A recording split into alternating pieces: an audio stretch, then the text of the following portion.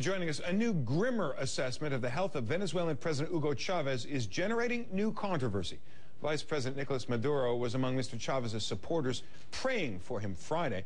The mass took place at a new chapel at the military hospital in Caracas, where Maduro said the ailing president is getting chemotherapy after his fourth cancer operation. President Hugo Chavez is in good spirits, but fighting for his life. We have to let him rest. But Chavez's opposition is questioning the government's description of the president's health. Have a look at a protest by students near the Supreme Court. The opposition says the government is lying about Chavez's condition to stall a new presidential election. Government officials deny it. Journalist Phil Gunson is in the Venezuelan capital and joins us now via Skype from Caracas. How much does anyone really know about the president's health, and how are they being told? Well, outside of a very small circle of his closest aides and ministers, nobody knows anything. One or two people, some journalists, claim to have sources that tell them always different things. I mean, nobody's got a consistent answer.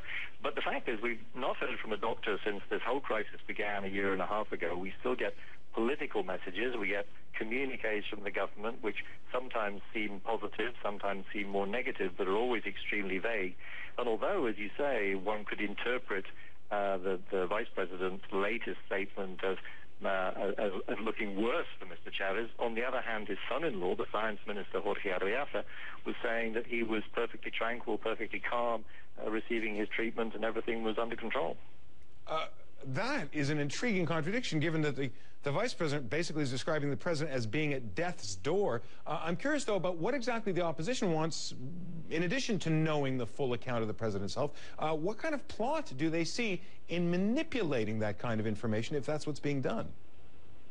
Well, it's really very odd, because most political commentators here feel that the government's best interests would be served by moving to a quick election, by acknowledging the fact that Mr. Chavez is not coming back to the presidency, moving to a quick election, taking advantage of the fact that the opposition really is in quite a lot of disarray, and having Mr. Maduro, who's Chavez's anointed successor, elected as the new president, restoring, if you like, the constitutional thread, which seems to have been lost in the last few weeks.